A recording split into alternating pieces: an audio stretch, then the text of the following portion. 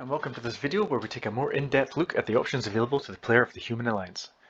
First off, we'll go through the core cards. Remember, out of your 20 starting cards, 10 of them will come from your core card selection and will make up the bulk of your forces. We have 5 different types, each with 4 cards each. And you can have any combination that you want as long as it's limited to 10. First off, we've got the Swordsman. These are your core choice all-rounders. They've got an average unit size and their identical attack and defense scores of 8 give them a lot of flexibility in how you use them. They're not going to specialize in anything, but they can fulfill multiple roles in the battlefield. Next, we've got the Pikemen. These guys are the best defensive core choice. They don't have much of an attack score, but their high defense score, for at least a core card of 10, means that they can hold up a lane quite well, forcing your opponent to commit more resources than they probably like to clearing them out. But they won't obviously be able to go into offensive very well. Moving on now to the Priest card. This guy's a bit of a disaster in any type of combat, as you can see by his very low attack and defense scores, but that's not what they're here for. Their blessing skill allows you to buff your own cards or debuff the enemy, and that can include giving yourself an extra dice in attack, your cards an extra dice in defense, making it easier to play reinforcements, or debuffing your opponent by forcing them to throw less dice. The more priests you have in play, the better the chance of successfully casting a blessing, and of course as well, more priests mean you can have more blessings in play at once. The fact that blessings are not limited in range as well also help keep them away from the fighting.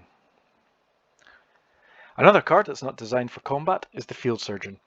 They're designed to keep your other cards on the field of battle. Its heal ability allows it to make a saving throw of any card within its range that would normally be removed from play. This can really swing a game, as your opponent thinks they've finally removed one of your main cards, but a successful heal roll by the Field Surgeon will keep that card in play. The more Field Surgeons in range, the more dice you throw, so the more chance you have of being successful. Finally, we'll have a look at the crossbows. These guys gives you access to range attacks where they can safely shoot at targets from range using a range score of 3, as you can see there.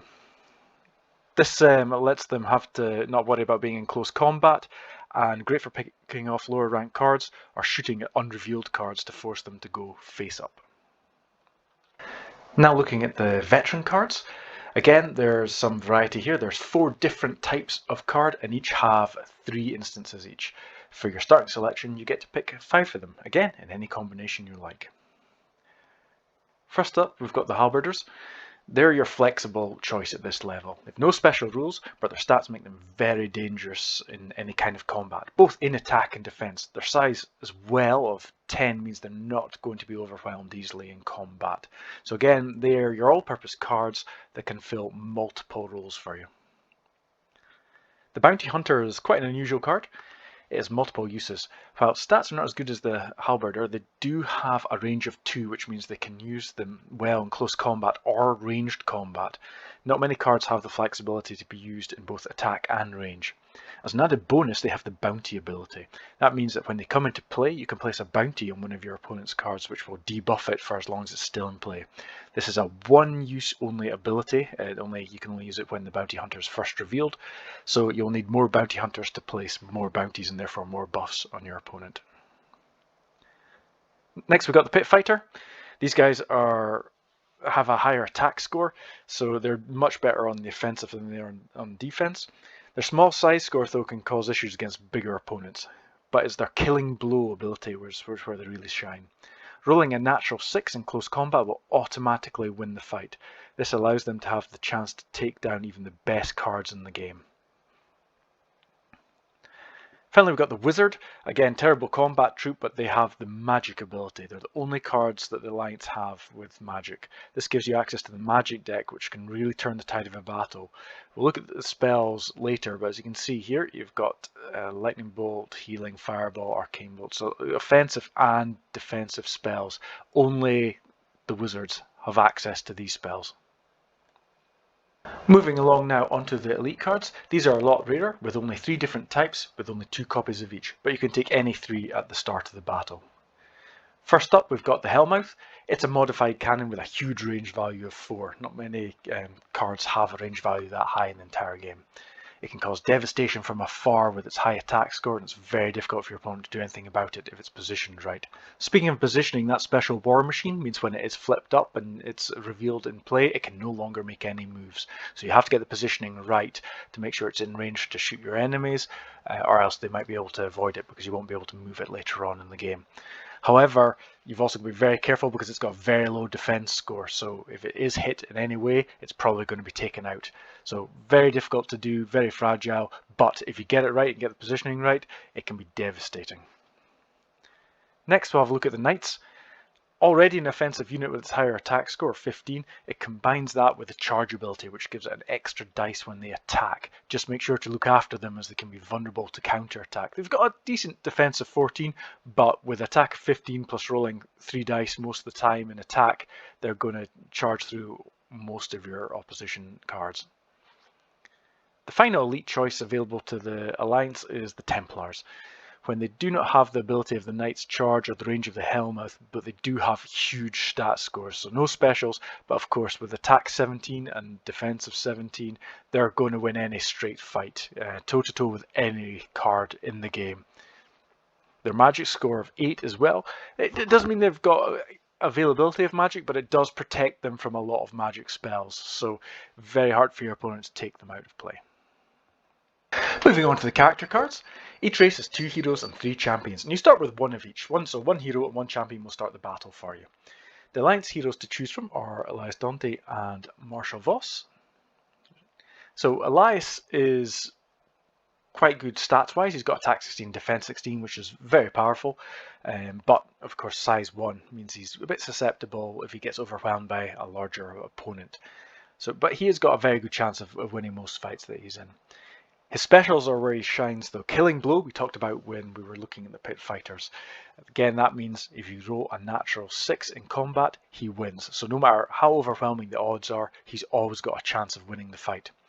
His banner ability as well gives him the opportunity to give a small buff to all the cards that are adjacent to him, so he can make the cards around him a little bit better as well. Marshal Voss is your other hero choice. His stats aren't quite as good, but he does have charge, which means if he is on the attack, he's going to roll an extra dice 6, which can be massive in attack. So he's pretty much going to kill most cards that he comes into combat with. But he's also got the bonus Knights, which means any Knights on the field of battle get a huge buff. So it's recommended if you do take Marshal Voss as your hero choice to also stack up on the Knights cards.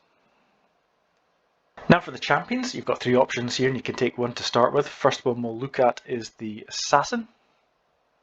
There he is. So the Assassin, as far as combat goes, he can handle himself with attack 15, defense 14, but that's not really what I want to use him for. His special ability of Assassin makes him work like a safety net. As long as he has not been revealed, you can sacrifice him and remove any one of your opponent's revealed cards at the time. So if you're a bit worried about a card that's rampaging through your army and the Assassin has not been revealed, you can choose to reveal him, play the Assassin ability. He'll be removed from play straight away, but so will the card you target, and there's no limit to range of that.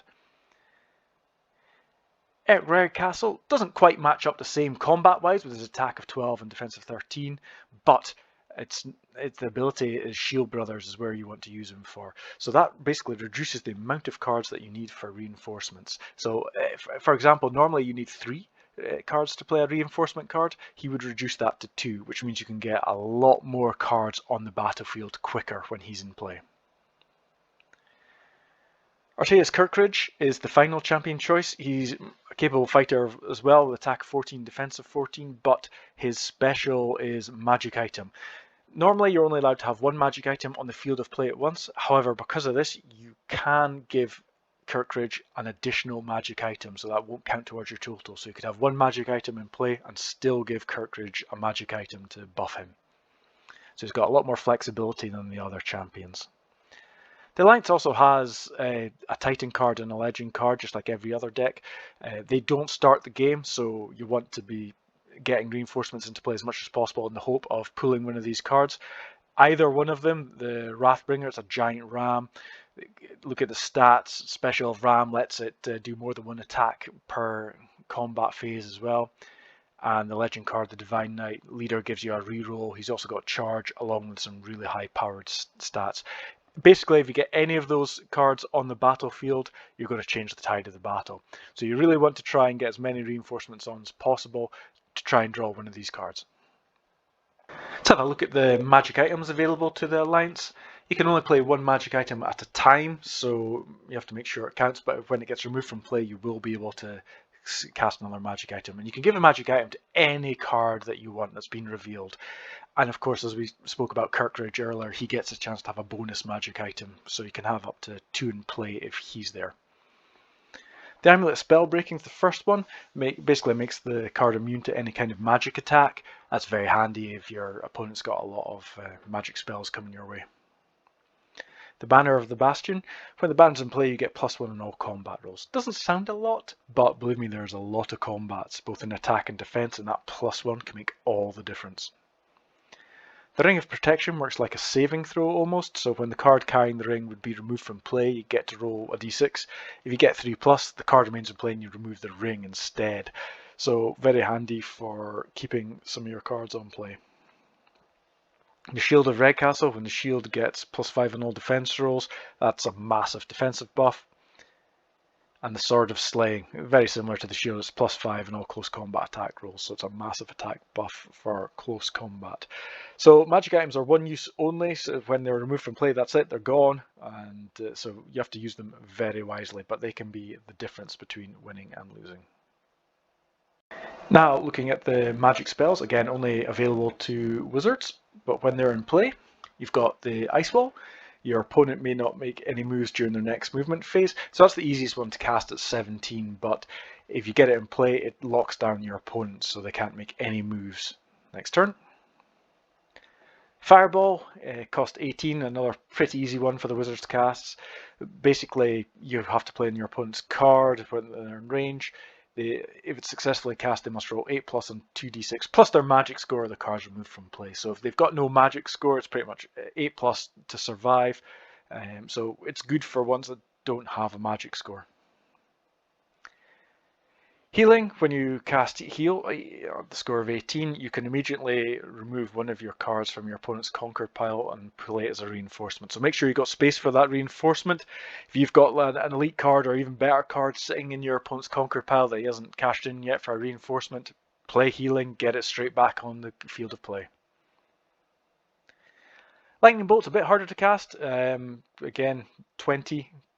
Then your opponent must roll 11+ on 2d6 plus their magic score will be removed from play. So it's like a better version of the Fireball. It's harder for your opponent to survive, but it's harder for you to cast. And the Arcane Bolt. So you play on your opponent's card again. 21 is the hardest spell to cast in the entire Alliance Magic deck. Opponent must roll 8+, so it sounds very similar to the Fireball. However, they don't get to add to their magic score. So even if the opponent has a high magic score on the card that you're trying to remove or cast the Arcane Bolt on, they don't get to use that magic score. So it's just a straight 8+, so it can sear through their magic defense. Again, they're one use only, the magic spells, but once they're cast, they're exhausted. But once you've cast every single one of them, they all come back into play. So it's recommended to keep casting, keep casting, keep trying, and then you'll get them all back. And that's it for the look at the Alliance army. And next up, we'll take a look at the arcs.